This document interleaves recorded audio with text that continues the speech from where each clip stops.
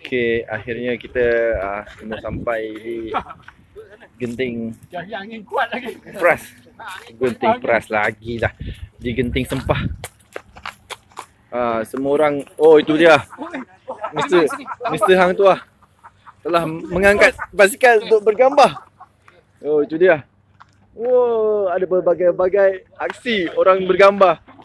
Yang tak naik basikal pun sibuk bergambar. Ada nak basikal. Ada. Main kaki pun. Adalah 2-3 orang aku malas lah semua. Orang yang belakang je tahu. Orang yang belakang je tahu siapa main kaki tu.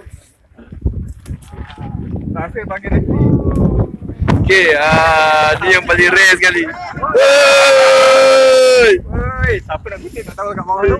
Nak beli basikal baru.